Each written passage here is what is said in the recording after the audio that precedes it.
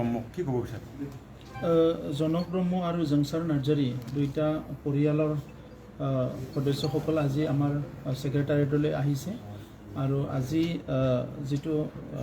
জংচাৰ মোছাহাৰীৰ ভাতৃ সঞ্জীৱ মোছাহাৰী তেখেতে আজি আমাৰ চৰকাৰৰ তৰফৰ পৰা তেখেতৰ পৰিয়ালৰ কাৰণে যিটো দুটা চাকৰি আমি ৰিচিভ কৰিছিলোঁ এইটো প্ৰদান কৰা হৈছে, এপইণ্টমেণ্টটো ৰিচিভ কৰিছে। কিন্তু জনক কুমাৰ ব্ৰহ্মৰ যিটো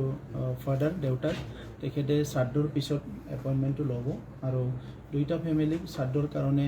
বা তেখেতসকলৰ সুবিধাৰ কাৰণে কিছুমান আৰ্থিক সাহায্য দিয়া হৈছে। তো আমি চৰকাৰী তৰফৰ পৰা তেখেতৰ পৰিয়ালবৰ্গ যাতে ভালকৈ থাকিব পাৰে ইয়াৰ কাৰণে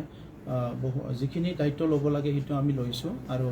তেখেতসকলৰ পৰিয়ালে নহয়, আজি আমাৰ তেনেকুৱা বহুত পৰিয়াল আছে যিসকলে বিভিন্ন সময়ত বিভিন্ন চিটুৱেশ্যনৰ ভিক্টিম হৈছে। সেইসকলক আমি ৰিহেবিলেট কৰা বা তেনেকুৱা কাৰ্যসূচীবিলাক চলি আছে আৰু সেইকাৰণে তেখেতসকলকো আমি তাৎক্ষণিকভাৱে এই ব্যৱস্থাটো কৰিছোঁ। তেখেতসকলৰ শ্ৰাদ্ধৰ কাৰণেও আমি সহায় কৰিবলৈ ইতিমধ্যে কথা পাতিছোঁ আৰু এতিয়া আমি বিচাৰিছোঁ যে বড়োলেণ্ডত স্থায়ী শান্তি থাকিব লাগে। 2020 চনত চুক্তি হোৱাৰ পিছত কেইবা মাহ ধৰি প্ৰায় এবছৰ ইয়াত কোনো তেনেকুৱা ধৰণৰ ঘটনা হোৱা নাছিলে।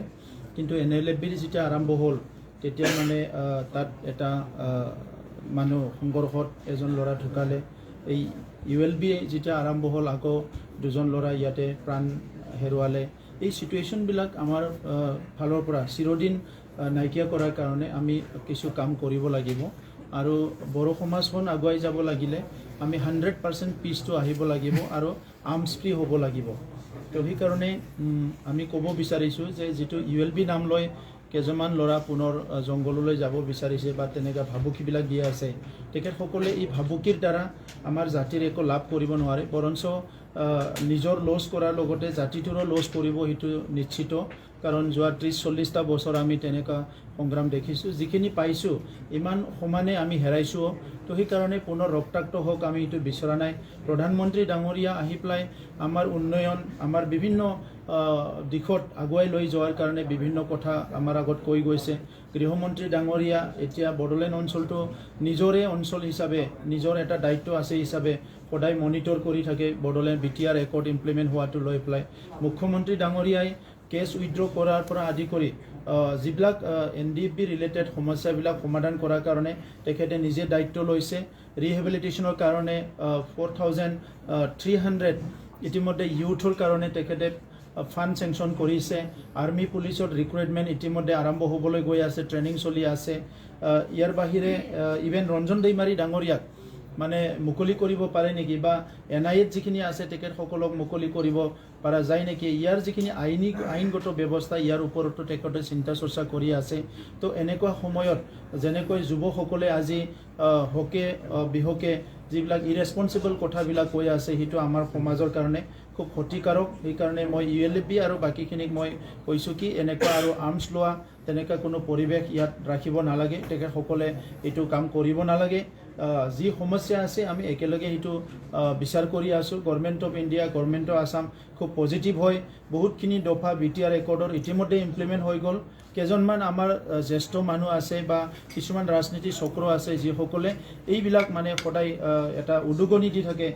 ইয়াৰ কাৰণে আজি যুৱকসকলে তেনেকুৱা হৈছে। মই যুৱকসকলক আহ্বান কৰিছোঁ আপোনালোকে নিজৰ কেৰিয়াৰ গঢ়াত গুৰুত্ব দিয়ক। যদি কোনোবা জাতিৰ কাৰণে নিজকে মানে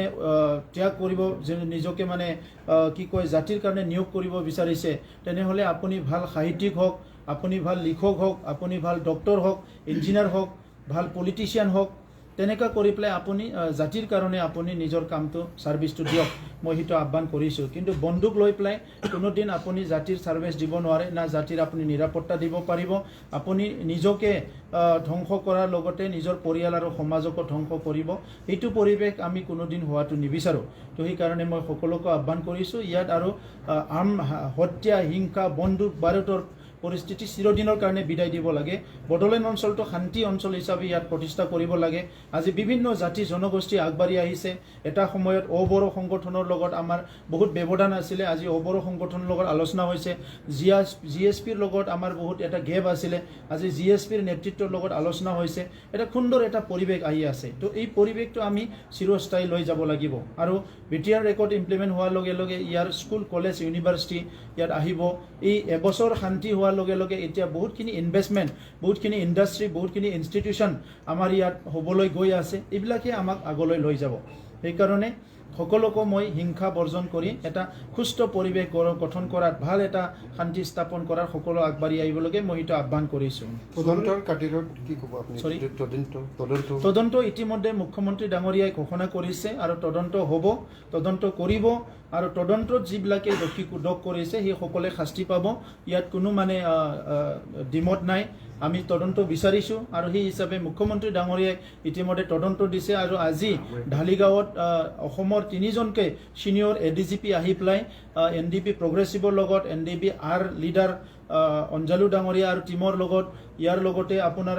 এছ গ্ৰুপৰ প্ৰাক্তন লিডাৰসকলৰ লগত এটা ভাল আলোচনা হৈছে আৰু অনাগত দিনত এই অঞ্চলটো কেনেকৈ পিচফুল ৰাখিব পৰা যায় সেইটো চবেই আজি বিচাৰিছে বড়োলেণ্ড অঞ্চলৰ পৰা ইতিমধ্যে আৰ্মিবিলাক গুচোৱা হৈছে CRPবিলাক লাহে লাহে গুচোৱা হৈছে ইয়াত স্থায়ী শান্তি স্থাপন কৰাৰ কাৰণে বিভিন্ন কাম কাজ মুখ্যমন্ত্ৰী ডাঙৰীয়াই হাতত লৈছে আৰু হাজাৰ হাজাৰ যুৱকক আজি ডিফেন্সত ৰিক্ৰুটমেণ্ট দিয়াৰ কাৰণে বহুতখিনি কাম কৰিছে তো এনেকুৱা সময়ত আমাৰ যুৱকসকলে আজি ফেচবুকত যিবিলাক কথা কৈ আছে নেগেটিভ যিবিলাক চৰ্চা কৰি আছে সেইটো মই বন্ধ কৰিবলৈ আহ্বান কৰিছোঁ কাৰণ এই ফেচবুকৰ ডিছকাশ্যন দি না আপুনি নিজৰ কেৰিয়াৰ গঢ়িব পাৰিব না ফেচবুকত আপুনি কথা লিখি পেলাই না জাতি উদ্ধাৰ কৰিব পাৰিব যদি তেনেকৈ যদি কৰিব পাৰে আজি নাগালেণ্ডে অস্ত্ৰ নধৰি পেলাই নাগাসকলে আজি ইমান বছৰ মানে কি চৰকাৰৰ লগত পিছ আলোচনা নকৰি ফেচবুকৰ দ্বাৰা চব লৈ ল'লেহেঁতেন আমাৰ ইয়াত মানে বড়োলেণ্ডত ইমান ত্যাগ মানে জীৱন দিব লগা নহ'লেহেঁতেন আজি যিটো মানে পৰিৱেশ হৈছে তো এনেকুৱা পৰিৱেশটো আজি চবেই বুজি পাব লাগিব আমি শান্তি স্থাপন কৰিব লাগে আৰু সকলোৱে আগবাঢ়ি যাব লাগে দুইজনকে আজি দিয়া হৈছে কিন্তু এটা ফেমিলি আজি ইতিমধ্যে ৰিচিভ কৰিছে আনটো ফেমিলি শ্ৰাদ্ধৰ পিছত ৰিচিভ কৰিব তেখেতসকলে সন্মানে কৈছে এই কথাটো মই আপোনালোকক জনাই দিছোঁ এইটো ফৰেষ্ট ডিপাৰ্টমেণ্টৰ ULB গঠন হোৱা আৰু NLFB গঠন হোৱাৰ আঁৰত কোন আছে ইয়াৰ ওপৰত টোটেলি CBI ইনকুৱাৰী হ'ব লাগে আৰু যোনে এনেকুৱা কামবিলাক কৰি আছে সেইটো অতি শীঘ্ৰে ইনকুৱাৰী কৰি পেলাই তাৰ ওপৰত একশ্যন হ'ব লাগে কাৰণ বড়ো জনগোষ্ঠীত আমি বাৰে বাৰে তেনেকুৱা যুৱকসকলে অকাল মৃত্যু হওক ৰক্তাক্ত হওক হিংসাত হওক কোনোবা ধন দাবী কৰি থাকিব দাদাগিৰি কৰি থাকিব বিভিন্ন পৰিৱেশ হৈ থাকিব য'ত নেকি শিক্ষা দীক্ষা অৰ্থনীতি পৰিৱেশ নাইকিয়া হ'ব সেইটো আমি কোনো কাৰণত বিচৰা নাই সি যি বয়সৰ মানুহেই নহওক যোনে নহওক কিয় যি লেভেলৰে মানুহ হওক ইয়াৰ ওপৰত ULB আৰু